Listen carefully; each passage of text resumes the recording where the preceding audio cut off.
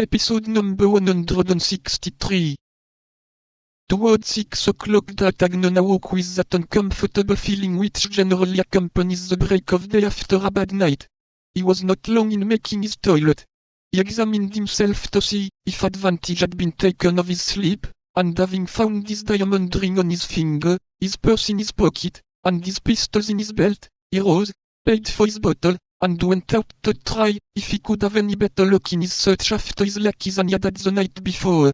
The first thing he perceived through the damp grey mist was honest Planchet, who, with the 2 horses in hand, awaited him at the door of a little blind cabaret, before which D'Artagnan had passed without even a suspicion of its existence.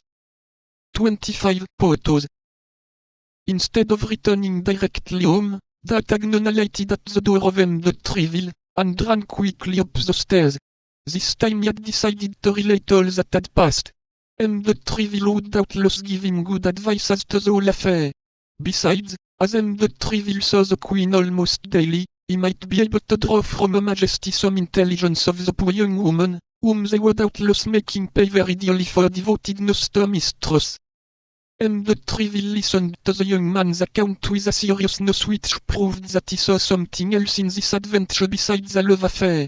When D'Artagnan had finished, he said, all this savours of his eminence, a league off. But what is to be done? Said D'Artagnan. Nothing, absolutely nothing, at present, but quitting Paris, as I told you, as soon as possible. I will see the Queen. I will relate to the details of the disappearance of this poor woman, of which she is no doubt ignorant. These details will guide her on a path, and on your return, I shall perhaps have some good news to tell you. Rely on me. D'Artagnan knew that, although a Gascon, M. de Tréville was not in the habit of making promises, and that when by chance he did promise, he more than kept his word. He bowed to him, then, full of gratitude for the past, and for the future, and the worthy captain, who on his side felt a lively interest in this young man, so brave and so resolute, pressed his hand kindly, wishing him a pleasant journey. Determined to put the advice of M. de Tréville in practice instantly, D'Artagnan directed his course towards the Rue des Fossoyeurs, in order to superintend the packing of his valise. On approaching the house, he perceived M. Bonacieux in morning costume, standing at his threshold.